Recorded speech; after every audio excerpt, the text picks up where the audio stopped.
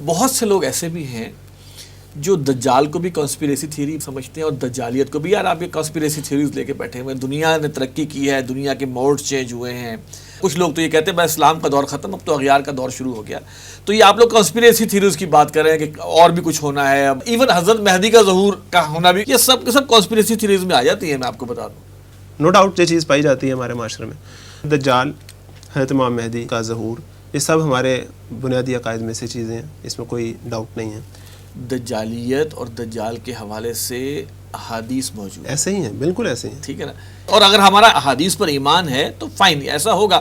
ہاں کس فارم میں ہوگا وہ اس کو بھی ہم وہ چیز ڈیبیٹیبل رہتی ہے, لیکن کچھ اس کی بالکل بنیاد کا ہی انکار کرنا بھی غلط ہے, اور کچھ اس میں بہت زیادہ ایگزیجریشن میں چلے جانا یہ بھی ایک اسٹریم ہے جو دونوں ایک دوسرے کو پھر کریٹ کرتی ہیں اور پوٹینشیٹ کرتی ہیں. اسی بات کے اندر میں آپ کی اجازت سے اضافہ کرنا چاہوں گا تھوڑا سا. وہ یہ جیسا کہ آپ نے ذکر کیا, اصل میں دجال اور دجالیت کے حوالے سے جہاں تک بات آتی ہے نا, تو اس میں ہمارے پاس واضح خبریں موجود ہیں, اور وہ خبریں جو ہیں وہ حدیث کی صورت میں ہیں. ایز اے مسلم میرے لیے جو ٹاپ پرائیورٹی پہ نالج کا سورس ہے قرآن حدیث, اور اس کے بعد پھر مسلمانوں کا جو طریقہ کار ایک ہوتا ہے وہ پورا موجود ہے. ٹھیک ہے, سائنس اینڈ ٹیکنالوجی کی اپنی اہمیت ایک ہے, اور مسلمان اپنے جو ان کی پرسٹین اسلامک سویلائزیشن جسے کہا جاتا ہے, اپنا دور کا عروج جو تھا اس زمانے میں مسلمان ہی سائنس میں سب سے آگے تھے. بالکل وہ ٹھیک ہے, ایک علیحدہ بات ہے کہ ہم نے وہ سبق بھول دیا اپنا, اور پھر کسی اور نے یوز کر لیا, اور جب کسی اور نے یوز کیا تو اس نے تو اپنے مقصد کے لیے یوز کرنا تھا اس کو.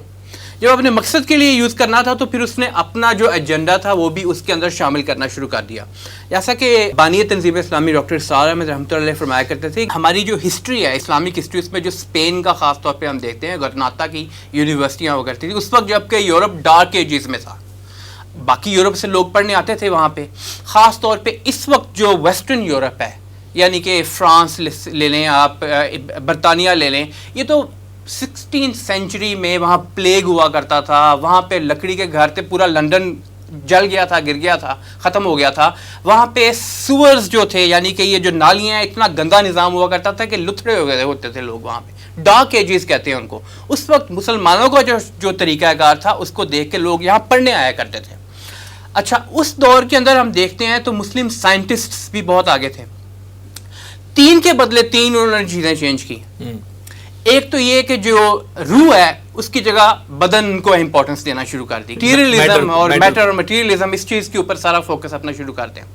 ساتھ یہ کہ جو آخرت ہے اس کا ایلیمنٹ نکال کے دنیا کے اوپر ساری توجہ دینا شروع کر دیا, سب کچھ دنیا ہی ہے. اور تیسری بات یہ کہ جو خالق ہے اللہ تعالیٰ کی ذات, اس کو نکال کے کائنات کی طرف. اب اس وقت پتہ کیا کہا جاتا ہے, آپ عام طور پہ سائنٹسٹ کی جب بات سنیں, وہ جو کہ انٹیلیجنٹ ڈیزائن, یعنی کہ یہ کوئی کائنات ڈیزائن بھی کسی طریقے سے ہوئی ہے, وہ خدا کا نام لینے سے اتنا کتراتے ہیں, وہ کہتے ہیں کہ یونیورس ہیز ڈیزائنڈ اٹ.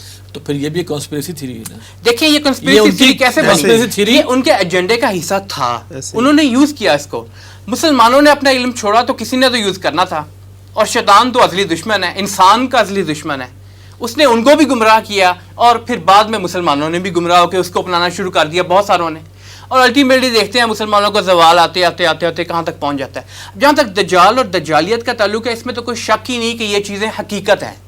کب آنا ہے کب نہیں آنا یہ تو ہمیں علم میں نہیں ہے. لیکن دیکھیے پوائنٹ یہ ہے نا کہ جب ایمبیگوٹی ہے تو کچھ لوگ اس پورے اس فینومینا کو بھی نا دجالیت سے, اور کچھ لوگوں کے کچھ پس پردہ بیٹھے ہوئے ہاتھوں سے اس چیز کو, اس ایلیمنٹ کو جوڑ دیتے ہیں. دیکھیے اور اس کے پوری دنیا کا جو امپیکٹ ہے, بڑا سمپل سا فارمولا جو اسلام نے بھی ہمیں دیا ہوا ہے, اور اس وقت دنیا میں جو ریسرچ جتنی بھی ہوتی ہے, چاہے وہ نیچرل سائنسز میں ہو, چاہے وہ سوشل سائنسز میں ہو, جہاں بھی ہو, اسٹیٹسٹکس کا ایک مسلمہ اصول ہے.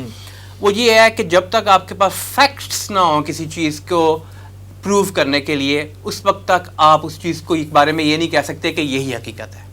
جیسا آپ نے ذکر کیا نا کہ بہت سارے لوگوں کی یہ خیال آ جاتا ہے, اس خیال کے لیے ان کے پاس کوئی ایویڈنس ہونا ضروری ہے نا. جب تک ایویڈنس نہیں ہوگا تو وہ خیال ہی رہے گا, اور ایسے خیالات آپ اپنے پاس رکھ تو سکتے ہیں, ٹھیک ہے آج کل کا دور ایسا ہے کہ پھیلا بھی بہت زیادہ دیتے ہیں, لیکن ہم نے یہ دیکھا ہے عام طور پہ محسوس کیا کہ کاؤنٹر پروڈکٹیو ہوتے ہیں.